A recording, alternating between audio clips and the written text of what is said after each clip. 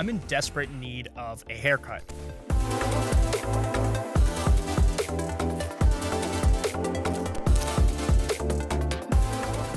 Hey guys, how's it going? Justin here from Walts, and today we're taking a look at Samsung's QN90F. This is one of their Neo QLED, or better known as mini LED TVs, and in today's video, we're going to break down everything from the design, picture quality, connections, and of course, audio, and hopefully by the end, we'll know if this is the right TV for you. And if you're really only here because you're shopping for one of these and you're looking for a good deal, we'll have that for you at the end of the video, so make sure you stick around for that. Without further ado, let's jump right into it. Now, starting with the design, Samsung keeps things very clean and minimalist. You'll notice today we're looking at the 43-inch, but it also comes in a plethora of different sizes, and if you're looking for the dimensions for all those, I'll go ahead and leave those here. You can screenshot it and thank me later. I think the 43-inch version is great for bedrooms, offices, or just smaller spaces in general. I think it'll look really sharp and, still fill the room. Especially because of the very thin bezels, you really get a lot of screen to screen. The QN90F uses Samsung's Neo Slim design. It also has a really nice metallic center stand. It's actually pretty big, but I almost think it looks better than some of the larger TVs that have really small stands. It is heavy, it's pretty sturdy, so it's not going anywhere.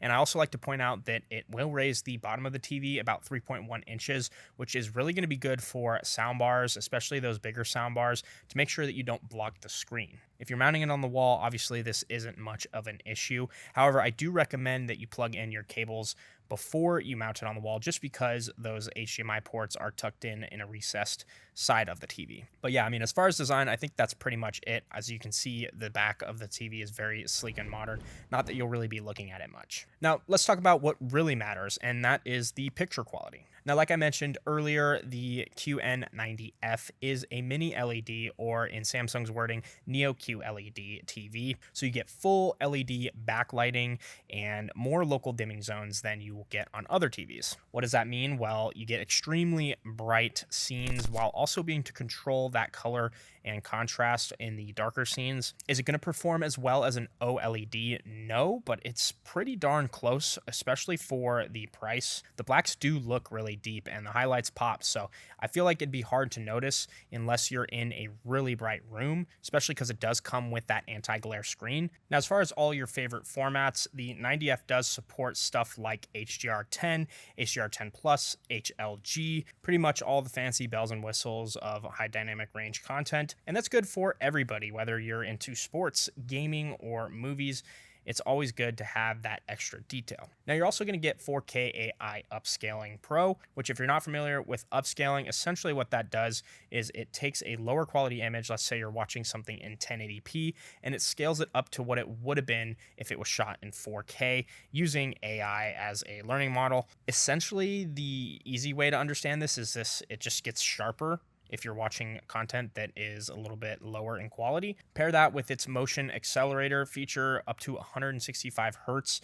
I feel like there's a lot in terms of processing with this TV. It is a 120 hertz native panel, but it has that boost for those of you on PC who want that extra smooth motion. And not to mention, it's going to be very responsive. Oh, and if you guys are enjoying the video, make sure to leave a like and subscribe. It really does help me out. Now, speaking of gaming, since we were talking about the motion rate, you get support for features like VRR, auto low latency mode, and Samsung does also have a game bar interface. The input lag is really low, and combine that with the 120 hertz for all your modern consoles, I think this makes for a great gaming display. And this kind of leads us into our connections, because in order to achieve that, you have to have 2.1 HDMI ports, at least one of them. On this TV, you get all 4 of them being 2.1, which is super awesome. Basically, you can get full bandwidth out of any of your ports, so it doesn't really matter what you plug into where, unless you have a soundbar that, of course, needs to go into the eARC port. And if that's not your style, it does have optical, of course, a few USB ports, and Wi-Fi 5 and Bluetooth 5.3. A little bummed that we didn't get Wi-Fi 6 with this, but maybe we'll see that with the newer models. The TV itself runs on Tizen's operating system, which is just Samsung's proprietary operating system. I personally am a big fan of it. I just think the layout's really smooth, and especially with these upper end TVs, it works really, really well. If you're buying more of a budget TV, the processor is really the key, and you might notice a little bit of input lag when using your remote. Something like this, I didn't notice that at all. And just to be clear, that's across all the brands. It's not just like a Samsung thing. More processing, smoother operating system. Now, it also comes with their solar cell remote, which if you haven't purchased a Samsung TV in a couple of years, this is probably new to you. Essentially, this remote can be powered by the light in your room, or you could let it sit and charge in the sun for an hour. Or if you just don't like any of that, you could, of course, plug it in USB-C at the bottom. I think it's a pretty cool concept because you don't have to get batteries. But, if the remote bricks, then you do have to buy a new remote. Now, I also want to talk about audio because I feel like that's a very important topic when it comes to TVs. The 90F has a 2.2 channel speaker system. It's got 20 watts of output power. The TV itself supports Dolby Atmos and OTS Lite, which is object tracking sound, which is just to help track the sound and display it if it's on the left side of the screen or the right side of the screen to get it more into those channels. But if you want my honest opinion on audio, and if you've watched any of my videos before, you've heard this 100 times, sound is 50% of the experience. Honestly, probably more. And if you don't believe me, watch this clip of high quality video with low quality audio, and then low quality video with high quality audio, and you just tell me which one is more bearable. So this is an example of amazing video quality with terrible audio quality. Let's switch and see what sounds better. Now, our video quality has decreased, but our audio quality has gone through the roof.